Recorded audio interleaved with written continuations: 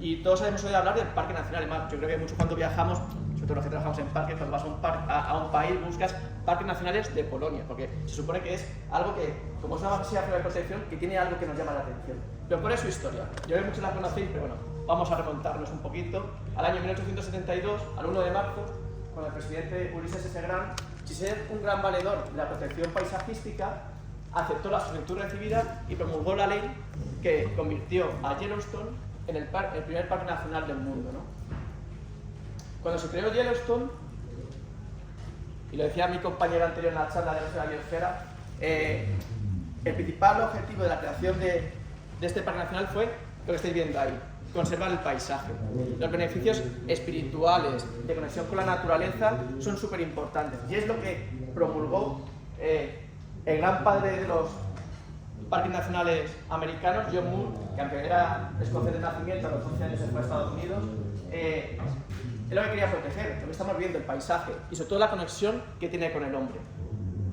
Tiene una frase muy buena John Moore que decía que estos árboles los ha salvado Dios, los ha protegido de sequías, de enfermedades, de avalanchas y de miles de tempestades e inundaciones, pero no los puede librar de los necios. Entonces, la filosofía de John Moore lo que quería es que se convirtieran en espacios protegidos por ley y que lo pudieran proteger, pues, de algunos necios, ¿no? que viven con nosotros, ¿no? Entonces es algo muy importante, y él consiguió, después de 3 días en Yosemite, con el presidente Theodore Roosevelt, crear el Parque Nacional Yosemite, que todos conocéis, en 1906, ¿no? No es hasta 1909 cuando se crean los siguientes parques nacionales, concretamente en Europa y en Suecia. De una tacada, el 24 de marzo de 1909 se crearon 9 parques nacionales, ¿no? Como el Parque Nacional de Sarek. Sí, a ver, si estáis un poquito vinculados al medio ambiente, sabéis que el 24 de marzo se celebra el Día de los Parques, y es en conmemoración de la creación de los primeros parques nacionales de Europa. Y en 1916 ocurre una cosa que no es la creación de un parque nacional, sino que es la creación de una ley de parques nacionales. ¿Y quién fue el primero en crear una ley de parques nacionales en el mundo? Nos ponemos una medallita. Luego esto puede ser debatible, como veremos un poquito más adelante, pero bueno, ya que estamos aquí, vamos a decir que somos los primeros en crear una ley de parques nacionales, en 1916. Era una ley muy cortita, con solamente 3 artículos. El primero, esto es una ley como Dios manda. Artículo primero: se crean en España los parques nacionales. Claro y conciso, no esos preámbulos que hay en las leyes actuales que cuando te terminas de leer no sabes ni de qué va la ley. Súper importante. Y quiero que os hagáis, y también lo ha dicho creo que la compañera de la Universidad de Biosfera, de Maña y Luna, cuando se creó Yellowstone, bueno, o la ley, el objetivo principal era, no lo leéis, pero lo leo yo, acepto que estoy mal, con el exclusivo objeto de favorecer su acceso por vías de comunicación adecuadas. Es decir, lo que se pretendía con la creación de los parques nacionales es conservar el paisaje, es decir, conservarlo, como hacía Estados Unidos, y favorecer el acceso, es decir, que todos los ciudadanos, toda la población, pudiera disfrutar de sus paisajes, ¿no? Habéis visto, por ejemplo, con este artículo, en 1954, cuando se creó el Teide, se pretendía construir una carretera hasta arriba del Teide para disfrutar del paisaje. Por suerte no se hizo un teleférico, que no sé qué sea peor, pero en la fotografía que puso de la Reserva de Biosfera de China, había una carretera que te subía hasta el cráter, ¿no? Pues en 1916 ese era el objetivo principal, ¿no? Luego había más objetivos, ¿no? Por proteger la flora, la fauna y sobre todo la mayor eficacia, evitar todo acto de destrucción, deterioro o desfiguración por la mano del hombre. Es decir, ya en 1916 hubo un cambio de la voluntad del pueblo en defender nuestro patrimonio natural. Y bueno, este es un facsímil que sacó Parques Nacionales en el centenario de la Ley de Parques, y bueno, pues es muy chulo. Hay pues una ley, también como el que os manda, firmada por puño y letra por el rey Alfonso XIII. Y ya en 1918, que yo creo que muchos lo sabréis, se creó el primer Parque Nacional de España, que tenía el nombre de Montaña de Covadonga, actual Picos de Europa. Ya que hemos hablado de John Moore, padre de los parques nacionales estadounidenses, vamos a hablar de nuestro padre de los parques nacionales, que es don Pedro Pidal y Bernardo de Quirós, marqués de Villaviciosa de Asturias, y ya que he dicho una frase de John, pues también de Pedro, que decía que entre el paraíso perdido y el paraíso prometido no conservamos el paraíso poseído, merecemos por tontos quedarnos sin ningún paraíso, ¿no? Eso también me venía el recuerdo del libro que estoy leyendo de Nazaret Castellanos, que ya que solo me leo un libro, pero lo exprimo bien, que decía que no vivimos el presente, estamos o anclados en el pasado o con las expectativas en el futuro, pero no vivimos con atención plena, con conciencia, ¿no? Y Pedro Pidal, en Conservación de Naturaleza, lo decía, tenemos que conservar lo que tenemos, olvidémonos del pasado, no pensemos en el futuro, conservemos lo que tenemos, ¿no? Entonces, bueno, hay una biografía de Parque Nacional de Pedro Pidal que es muy recomendable leer. Y hasta la actualidad, ¿qué ha pasado en estos más de 100 años? Un mogollón de cosas. Se han creado nuevos parques nacionales, hasta los 16 actuales que hay en la actualidad. Estos logos solo se entenderán los más viejos del lugar. Y bueno, voy a la definición de ley de parque nacional que viene en la ley, que por destacar dos cosas: espacio natural de alto valor natural y cultural, importante lo cultural, luego y otra cosa muy importante, se declara de interés general de la nación, o se representa el patrimonio natural español. Es decir, cuando estamos en un parque nacional, estamos en algo que es de todos, no es de 4 locos que nos gusta la naturaleza, que han creado un parque nacional, no es... Yo creo que esto es importante que lo tengamos, ¿no? Es decir, que si se crean es por interés general de todos los españoles, ¿no? Y esto lo diré a continuación por otro motivo. ¿Qué más cosas? Bueno, en 1995 se crean unos nuevos parques nacionales, que estamos aquí representados, y aquí viene la controversia de cuál fue la primera ley, ¿no? En 1916 se creó el Servicio de Parques Nacionales americano, y ahí ya era una ley que, como no hay ningún americano en la sala, fue unos meses antes que la que promulgó Alfonso XIII, pero bueno, se suele decir a nivel mundial que la primera ley es en España, pero bueno, es cierto que si queréis rascar un poquito y buscar la historia de los parques nacionales americanos, quizá nos adelanten por unos meses, pero bueno. Hubo un cambio competencial a lo largo de todos estos años. Antes era la Administración General del Estado solamente, luego una cogestión entre comunidades autónomas y Estado, y ahora, a día de hoy, aunque tengan el título de Parque Nacional y que sea un interés general de la nación, la competencia de los espacios naturales de cada como Parque Nacional son de las comunidades autónomas. Aquí podríamos debatir mucho, pero como solo tengo 35 minutos, pero luego sí que podemos hablar de ello. Nuevas leyes, como la del 2007 o la del 2014, la del 2007 era para asumir ese cambio competencial de una sentencia del Tribunal Constitucional. Nuevos retos de gestión. A lo largo de este más de siglo de existencia de los parques nacionales han cambiado los objetivos de los parques nacionales, han incorporado nuevos, como es el desarrollo socioeconómico, el desarrollo sostenible, la investigación, es decir, otros conceptos aparte del paisajístico. Ese conocimiento que nos da la investigación hace que conozcamos más lo que tenemos y tengamos que actuar. Antes, como se decir, ojos que no ven, corazón que no siente, pero ahora sabemos lo que nos pasa en el territorio y tenemos que actuar. Es un reto de gestión, nuevas herramientas de gestión, la mayor demanda de la población, de la sociedad por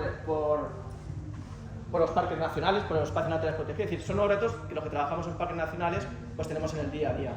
Y luego también nuevas amenazas, ¿no?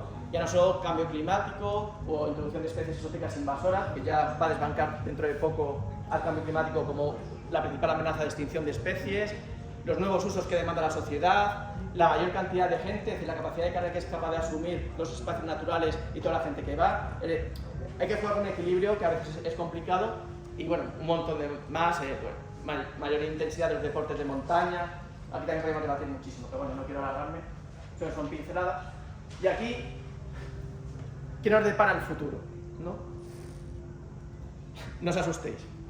No es que venga otro COVID, o sí. Aquí realmente quería hablar del pasado, pero es mejor hablar del futuro. Pero sí es cierto que en 2020-2021, para los que trabajamos en espacios naturales protegidos, al igual que fue para los profesores, para los sanitarios, fue unos años muy complicados, porque durante unos meses estuvo la naturaleza muy tranquila, nosotros en nuestras casas, pero cuando se pudo salir, la cantidad de gente que hizo uso de los espacios naturales protegidos fue brutal. El asumir esa capacidad de carga, el que la gente que trabaja en los espacios naturales, pues algunos tenían miedo o tenían personas mayores, es decir, el poder atender a toda la gente que venía con una demanda además muy potente, con medidas de bioseguridad, fueron 2 años muy complicados. Yo que no trabajo en atención al público, en uso público, más en conservación, mis compañeros estaban desbordados y nunca habían vivido algo ni en el centenario ni nada, entonces fue un año bastante complicado. Pero yo voy a mejor hablar del futuro, ¿no? Ya para la siguiente charla cambiaré esto y pondré algo más bonito, pero el futuro dependerá de todos los que estamos aquí, es decir, dependerá de nuestras acciones, desde las más pequeñas en nuestro día a día hasta decidir quién nos gobierna. Bueno, la primera parte ya está hecha. ¿Qué es la red de parques nacionales? Os lo voy a leer, que está muy bien. Es un sistema integrado por aquellos espacios declarados parques nacionales. Lógico, actualmente son 16. Su marco normativo básico, la ley que os he comentado, los planes rectores de uso y gestión, el plan director, los medios materiales y humanos, con los que estamos aquí presentes, las instituciones y el sistema nacional necesario para su funcionamiento. Lo que busca la red de parques nacionales es representar una serie de sistemas naturales terrestres, concretamente 27, y algunos marinos también, 13, ¿no? Entre los terrestres pues, puede ser los bosques de laurisilva, los habitantes y pinzapares, o entre los marinos, las comunidades coralígenas o las praderas de faneróganos, ¿no? Pues lo que busca esta red de parques nacionales es representar todas estas joyas del patrimonio natural español. Y lo ponía antes a modo de ejemplo, de risa, ¿no? La telaraña en el título, pero al final yo creo que la red de parques nacionales es algo como esto, ¿no? Una telaraña es que si tocas en un sitio, afecta en otro, es decir, somos una red, trabajamos en red, pero nosotros no. Quiero creer que estamos aquí en medio, ¿no? Unificando todos los trabajos que se hacen en la red de parques nacionales y que cada gotita es una joya, una perla que tenemos aquí en España.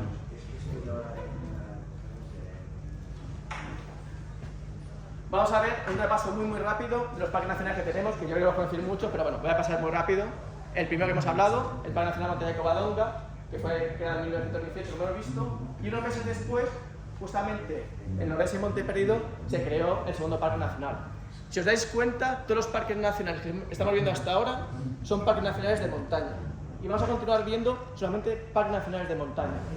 En el 54, el Parque Nacional de la Caldera Oriente, esta foto nos la ha cedido el director de la Caldera, con el volcán que ha hecho tan famosa la isla.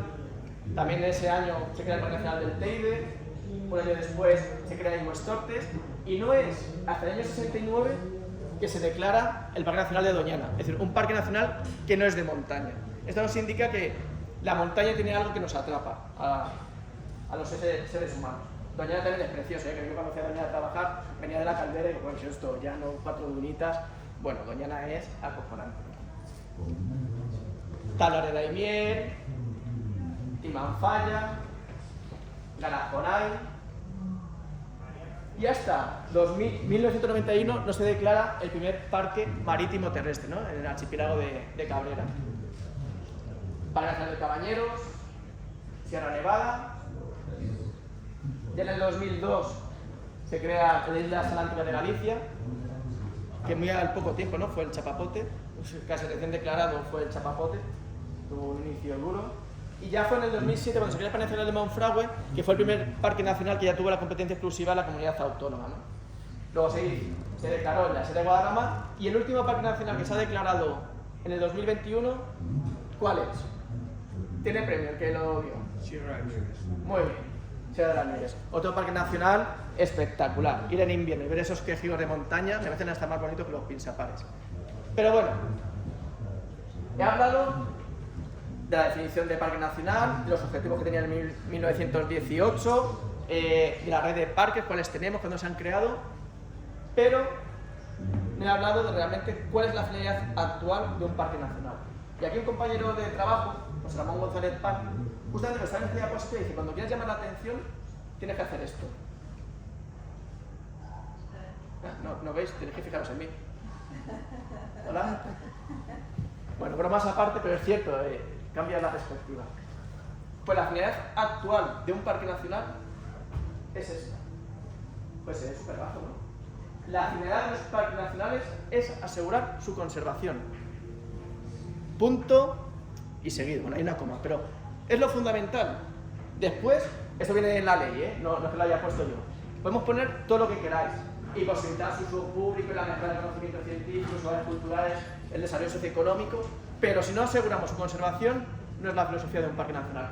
Yo que trabajo en conservación, trabajo mucho en el uso público, pero si a mí el técnico de uso público me dice que quiere hacer un sendero por tal sitio y va en contra de la conservación, pues no puede ser. Si incluso una investigación quiere hacer algo y va en contra de la conservación, no puede. Evidentemente tenemos cintura, no somos así tan estrictos, pero es lo principal, es la conservación. Y luego podemos añadir todo lo que queráis. Y eso creo que también nosotros, los que visitamos los parques nacionales, tenemos que tenerlo en cuenta. Porque a mí, por ejemplo, me gusta montar en bicicleta.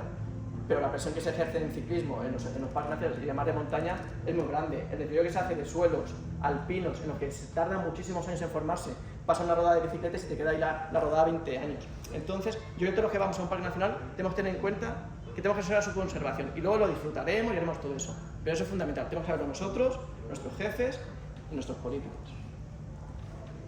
No hay ninguno, ¿no? No hay ningún político. Mejor. Estoy siendo muy comedido, pues estoy siendo grabado. Es broma, esto se puede prestar. Bueno, ¿qué es una montaña? Que es la pregunta que nos vino a nosotros, ¿no? O me vino a mí cuando estaba haciendo la presentación. ¿Me viene el tiempo? Vale, voy a apuntar. Lo primero, pues claro, nosotros vamos a una montaña y esto es una montaña, ¿no? Vemos ahí la nieve, la parte más alta sin vegetación, unas agujas, árboles con porte de bandera, es decir, esto es una montaña, pero ¿esto es una montaña?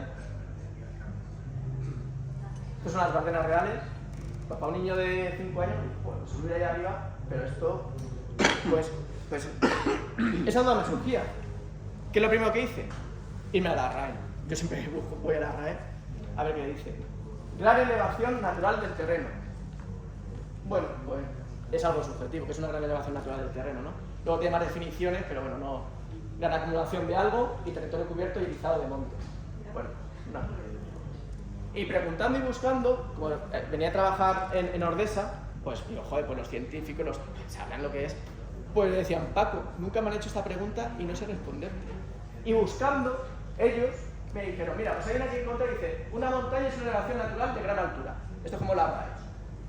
Pero aquí ya se mete un poquito más. Se trata de una prominencia que irrumpe en la superficie terrestre y que alcanza una altura mínima de 700 metros. Cuando mide menos, recibe el nombre de colina o cerro.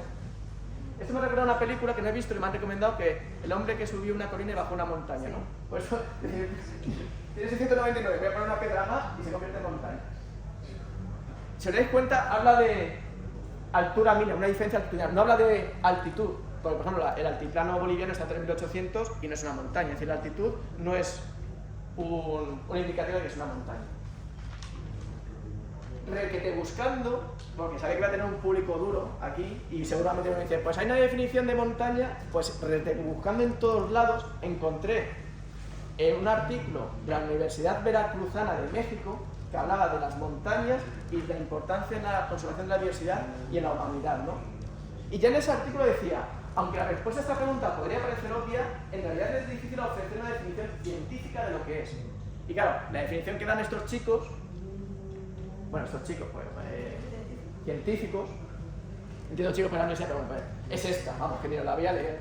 Habla de un parámetro que es la escabrosidad y ya se mete con modelos digitales del terreno, en raspa, y yo no la leo, porque además tengo poco tiempo. Pero, como buen funcionario que soy, yo me baso en la normativa. Lo que no está en la normativa no existe. Y es cierto, pues es la importancia de que los espacios naturales sean parques, es decir, que estén declarados por ley, que no pueda venir alguien, aunque luego lo declaran de interés general y puede cambiar todo, pero realmente que esté ahí. Pues la montaña es lo mismo. Venme a la normativa. Y en la ley 42 de 2007, de patrimonio natural y biodiversidad, voy a meter que sea algo, habla del área de montaña, no de lo que es una montaña. Pero es una definición muy buena, porque dice, territorios continuos y extensos, con altimetría elevada y sostenida respecto a los territorios circundantes, cuyas características físicas causan la aparición de gradientes ecológicos que condicionan la organización de los ecosistemas y afectan a los seres vivos y a las sociedades humanas que en ellas se desarrollan. Wow, esta es una definición buena. Sobre todo porque mete una cosa que no mete las anteriores y que afecta a las sociedades humanas. Mete factores socioeconómicos. En este requete buscando encontré un estudio de una consultoría que se llama ATECMA, que fue contratado por el Ministerio de 2006, que fue el que dio esta definición, y claro, tenía en cuenta la definición de montaña no solo parámetros topográficos, como la altitud, el desnivel, la rugosidad o la pendiente, sino que metía también los gradientes ecológicos, que podían ser climáticos, edafológicos, de vegetación, sino que metía factores socioeconómicos y de usos del suelo, ¿no? Entonces, me encantó esta, y además lo dice la ley, pues si dice la ley, va a misa. Pero fijaros que soy cabezón, que incluso, habiendo terminado la presentación, metí porque me pidieron una autorización unos compañeros del IPE, bueno, unos futuros compañeros del IPE, pero, que hablaban de la montaña. Y dije, oye, ¿tenéis definición de montaña? Es decir, ¿para vosotros qué es una montaña? Y me dijeron, Paco, me alegra que me hagas esta pregunta. Porque en unos meses vamos a sacar un libro que se llama Las montañas del mundo. Y hemos hecho una búsqueda bibliográfica de lo que es una montaña. Y su definición es esta. Las montañas son formas del relieve terrestre caracterizadas por su elevada altitud respecto a los relieves circundantes, la presencia de fuertes pendientes y contrastes topográficos, gran variedad de procesos geomorfológicos y, si las condiciones climáticas lo permiten, el desarrollo de diferentes pisos de vegetación. Es una definición muy parecida a la que da la Ley 42 de 2007, pero deja de parte la parte socioeconómica, ¿no? Entonces, bueno, yo era una pregunta interesante, bueno, se han ido los compañeros, hablé con Natalia de la Reserva Biosfera de Omaña y Luna y es cierto que no había una definición tal como montaña, ¿no? Entonces, bueno, es algo que está por definir. Y bueno, pues con esta definición de montaña, ¿cuántos de estos 16 parques nacionales que he hablado creéis que son parques nacionales de montaña? Como tengo poco tiempo, doy la respuesta. Para mí son 9. 9. Pero aquí tenemos un debate. Bueno, yo creo que no sé por qué compañeros consideraban que Lady Caldera, por ser volcánico, no era montaña, ¿no? Pero para mí es una montaña. Pero sí es cierto que hay un parque que hay un debate, que es La Gomera, Arajonay. Es un parque de montaña. Con la definición yo entiendo que sí, porque cumple todo. Tiene gradientes ecológicos, tiene una diferencia de altitud de más de 700 metros, hay sucesión de pisos de vegetación, su orografía hace que choquen los vientos dominantes y cree la laurisilva. Es decir, yo creo que lo considero montaña. Entonces, para mí son 9. Están claros que, por ejemplo, pues Doñana, bueno, Monfragüe, pues Cabañeros, pues son parques nacionales de montaña, ¿no? Pero es cierto que no está en la ley decir cuáles son los parques nacionales de montaña, ¿no? Y para terminar, vean qué tiempo me queda. Perfecto, me quedan 10 minutos. 13. Los valores que tiene la montaña. El primero, el que hemos visto desde el principio, el paisajístico, esos beneficios espirituales que da la montaña al hombre. Yo, por ejemplo, ahora mismo estoy trabajando por circunstancias de la vida en Madrid, pero estoy deseando volver al Pirineo. Entonces, la montaña tiene algo que atrapa, ¿no? Y desde John Moore hasta todos los que estamos aquí lo reconocemos. Luego, la gran biodiversidad que atesoran, ¿no? Por todo lo que hemos hablado, por esos gradientes ecológicos que hacen que en un pequeño espacio de terreno tengas diferentes microclimas, características edáficas, que a lo mejor si no hubiera una montaña tendrías que desplazarte muchos kilómetros en latitudinales para poder verlo, ¿no? Entonces al final son reductos de biodiversidad increíbles, con muchas especies endémicas de esas zonas, como la rana pirenaica, que es endémica de los Pirineos, pero al final las montañas son islas que no pueden conectarse con el resto de sistemas montañosos, ¿no? Y bueno, en flora, por daros unos datos, en el Parque Nacional de Sierra de las Nieves, perdón, de Sierra Nevada, hay 2.100 especies de flora, y en el norte de Monteperio, donde vengo, 1.300, pero solo tiene 15.000 hectáreas, ¿no? Eso te demuestra la gran diversidad que atesora. Y no solo de especies, sino también de hábitats, que también me ha comentado mi compañera, por ejemplo, el glaciar de Monteperdido, ¿no? El glaciar Hermoso se da en Pirineos.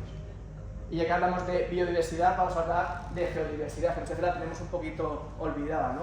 Hay una frase, ¿no?, que dice que los árboles no te dejan ver el bosque, muchas veces los árboles no te dejan ver la roca, ¿no? Entonces, los paisajes de alta montaña, sobre todo, donde no hay vegetación, pues al final es un libro abierto donde puedes aprender y conocer sobre geología, ¿no? Y hay una figura, ya que hemos hablado también de la Reserva de la Biosfera, que es de la UNESCO también, que son los geoparques, ¿no? Entonces, si vais a un espacio natural que tenga la figura de geoparque, os recomiendo que visitéis su página, porque, como dice Ángel Belmonte, director del Sobrarbe, os pondréis las gafas de geólogos y veréis la naturaleza de una forma muy diferente.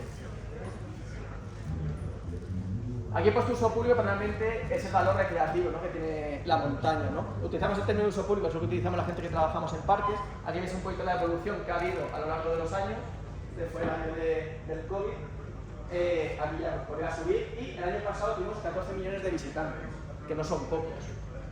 De esos 14 millones de visitantes, los 3 parques nacionales más visitados son parques nacionales de montaña, Teide, Guadarrama y Pico de Europa. El TEID hay que cogerlo con pinzas porque el TEID al final vienen cruceros con 200.000 personas y bueno, pues las llevan allí y cuentan evidentemente, pero a lo mejor son más turistas que visitantes, ¿no? Pero al final es un parque nacional de montaña. Representan estos 3 parques nacionales, si suman el resto de esos 9 que os he comentado, representan ya el 60% de los visitantes que vienen a verlos, ¿no? Y un dato de la FAO dice que el turismo de montaña representa del 15 al 20% de la industria del turismo mundial. O sea que realmente es un dato bastante grande. Ojo, con esto no quiere decir que un parque nacional sea mejor porque tenga más visitantes, ni que busquemos eso. Es más, esto es un problema de gestión. Y tenemos un país en Europa que lo soporta todos los años, ¿no? Es decir, la capacidad de carga que tienen los espacios naturales para asumir esa cantidad de gente. Y que tenemos que repensar que a lo mejor que vayamos solamente 500 personas a cola de caballo, aunque haya que pedirlo con tiempo, que ir 2.000 y que parezca eso la casa de campo, ¿no? Yo creo que eso es algo que tenemos que repensar, tanto los que trabajamos en los espacios naturales como los que vamos a visitarlos. Investigación. Pues al final los espacios naturales en general y los parques nacionales en particular son excelentes laboratorios de investigación. Sobre todo los de montaña, como decía, porque en un pequeño terreno tienes un montón de gradientes altitudinales, de ciertos cambios climáticos que hacen que haya una mayor biodiversidad. Por eso grandes centros de investigación como el Instituto Técnico de Ecología o el Observatorio de Cambio Global de Sierra Nevada están en zonas de montaña. Y aquí, si todo va bien, y así descanso un poquito, voy a ver un vídeo de 1 minuto para que tenga mucho más tiempo. Que va a ser que...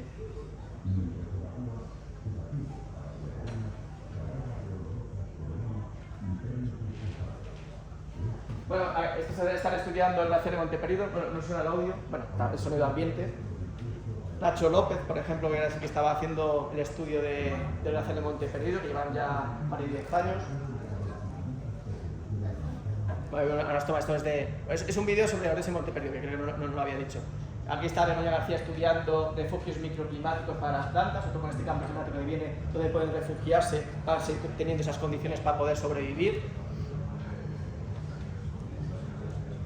Aquí también pues estamos con Dani Gómez hablando de los pastos alpinos que estamos perdiendo por esa pérdida de la ganadería que está ocurriendo en muchos parques nacionales. Jorge Pei con el tema de los suelos atmosféricos, contaminantes pueden venirnos con efectos altomontes, que a lo mejor la ciudad llega la contaminación hasta las zonas naturales. Chechu Camarero estudiando el decaimiento de los abetos por ese cambio climático. Esta no sé quién es, lo siento, no la conozco. Este es Miguel Bartolomé, que le pregunté por la definición de montaña y me dio una de ellas, que trabaja sobre todo con cuevas heladas en Ordesa, en el Pirineo. Está trabajando con hielo de hace 15.000 años que está en las cuevas y que se está derritiendo por este cambio climático, porque a veces hay menos... Este es Antonio Alcamí, del Centro de Biología Molecular Severo Ochoa, que está estudiando los virus y bacterias que hay en los hielos fósiles. Jesús Martínez Padilla con el topillo nival, una especie que vive en alta montaña. Bueno, cantidad de estudios. Y continúo porque si no acabo. Luego también actúan como refugios, que es lo que os he comentado, por todos esos gradientes que tiene de altitud, orientaciones, pendientes, tipos de suelo, que al final son refugios para la flora y la fauna, sobre todo que van a servir con estos cambios climáticos, con especies que viven a baja altitud vayan subiendo y puedan refugiarse. Ya llegará un momento en el que viven a alta altitud, pues no vemos a dónde llegarán o si podrán convivir, ¿no? Por ejemplo, con las especies de paseriformes alpinos está habiendo un cambio en la comunidad de aves. Los valores socioeconómicos está dentro de una definición de montaña, pero realmente es importante. Hay que destacar, no lo he dicho con la investigación, pero voy a decirle ahora, investigación y los valores socioeconómicos. El Organismo Autónomo Parques Nacionales tiene 2 líneas de subvención, uno a la investigación, que todos los años salen subvenciones para investigar la red de parques nacionales, y curiosamente la mayor parte de los proyectos de investigación van a parques nacionales de montaña, son sobre todo Picos de Europa, Ordesa y Westote, los que más investigación realizan en montaña. Y luego también tenemos unas ayudas a las áreas de influencia socioeconómica, porque también es dato de la FAO, las montañas albergan al 15% de la población mundial. Dentro de los parques nacionales, lo que es los aprovechamientos no están permitidos a no ser que sean compatibles con la conservación. Y por ejemplo la ganadería, que genera un sector económico en la zona de montaña, pues favorece la conservación de los pastos alpinos, ¿no? Voy a ir un poquito más rápido, voy a ir a unas partes más importantes. En la definición de parque nacional se habla de valores naturales y culturales. Pues el patrimonio cultural y material de las zonas de montaña, no tengo el dato, es una percepción mía, creo que es más cuantioso y diverso en las zonas de montaña que en otras zonas. También porque yo y los pueblos, las personas viven muy cerca de la naturaleza, que es esplendorosa, pero hostil al mismo tiempo, ¿no? Entonces yo creo que ese patrimonio cultural y material se desarrolla mucho más. El patrimonio cultural y material, bueno, lo sabéis, son expresiones y prácticas vivas que hemos heredado de nuestros antepasados y que nos estamos transmitiendo a nuestros descendientes, ¿no? Es como revivir el pasado y mantenerlo, ¿no? Como puede ser los ritos y leyendas, actos festivos, expresiones orales, los conocimientos y usos que tenemos de la naturaleza y del universo. Pues eso da un valor, la montaña, un patrimonio cultural, a la red de parques que debemos aprovechar, ¿no? Como el ejemplo de Silván, el Terror del Sobrarbe, ahí de Pirineos. Entonces, bueno, es algo que también da un valor significativo. Y por último, los servicios ecosistémicos. Los servicios ecosistémicos son los servicios que da la naturaleza por el mero hecho de existir. Es el resultado del funcionamiento de los ecosistemas, que nos dan beneficios a nosotros y que hacen más fácil nuestra vida en el planeta. Por ejemplo, la regulación del clima, la calidad del aire que respiramos, el flujo del agua, la creación de suelo para que podamos cultivar, la polinización de los cultivos y un largo etcétera, el que queráis. Este concepto de servicios ecosistémicos nace para clasificar y cuantificar los recursos naturales, pero no solo de un punto de vista ecológico, sino también socioeconómico, porque por desgracia muchas veces solo valoramos lo que es tangible, lo que nos da beneficio, ¿no? Pues entonces por eso se creó este concepto de servicios ecosistémicos. Y si nos vamos a la parte que realmente nos beneficia a nosotros, es decir, no me hables de calidad del aire, pero de estar respirando, o de la biodiversidad. Háblame de cosas que realmente nos afectan en mi día a día. Pues nos afecta en el día a día que las zonas de montaña proporcionan del 60 al 80% del agua dulce del mundo. Pues yo creo que esto pues es un dato bastante importante. Que producen abundantes cantidades de productos y alimentos con un alto valor nutritivo y de calidad. Que cada vez yo creo que la calidad va siendo menor en los alimentos. Y que 6 de las 20 especies de plantas de las que provienen la mayoría de los alimentos del mundo se originan en regiones de montaña. Pues bueno, pues yo creo que con estos simples 3 datos nos hacemos una idea de los servicios ecosistémicos que nos da la montaña o la naturaleza en general. Y os he puesto estos valores, pero cualquier otro podría hacer otro cuadro como este con otros valores igual de importantes, ¿no?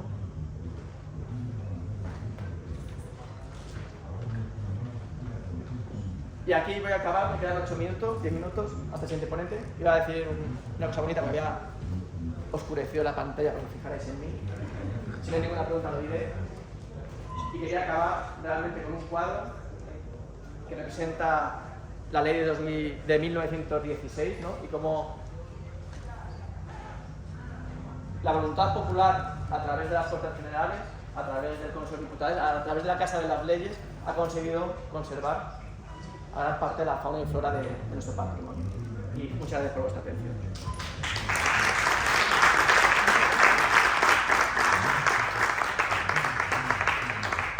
Siento si yo un poquito atropellado, pero entre que hablo rápido, tenía poco tiempo y veo tantas cosas en la cabeza que... Bueno, no sé si tenéis alguna pregunta. Sí, yo quería preguntar tu opinión sobre por qué hay tantos espacios naturales protegidos que son montaña. En mi opinión, muchas veces es porque vive menos gente y hay menos conflictos para declararlos, ¿no? ¿Tú tienes mucha experiencia en parques? Bueno, tampoco tanta en eso. Sí, bueno, me gustaría saber tu opinión, ¿no?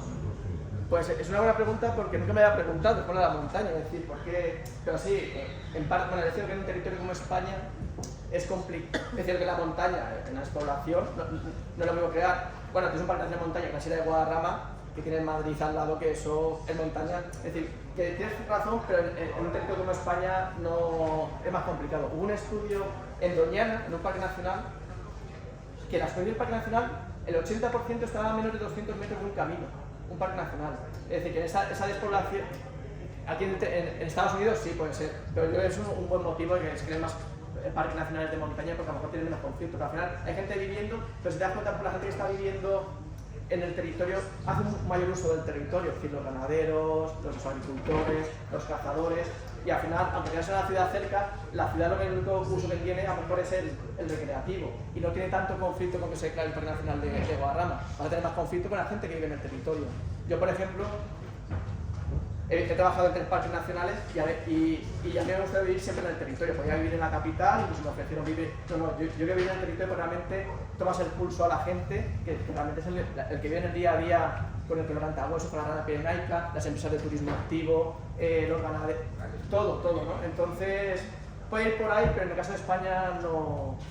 Le daré una vuelta. Quizás estaba pensando yo en otras figuras de protección más, pues reserva natural, parque natural y comunidades autónomas. No sé, es mi experiencia. Sí, puede ser, sí. Y cuando los territorios a conservar pues son montañas, son más fáciles de declarar que si son, por ejemplo, pues en la costa. Ya, pero yo creo que al final depende de la cantidad de gente que haga uso de ese territorio. Porque en la montaña, por ejemplo, la montaña ya está alejado, pero hasta el pico más alejado, te están queriendo subir con un helicóptero, con tu bici, para hacer descensos, que está ocurriendo en el Pirineo. Es decir, sí, pero puntos suspensivos. Gracias. ¿Alguna otra pregunta? Muy bien, pues muchas gracias. Nada, a vosotros. Espero pues...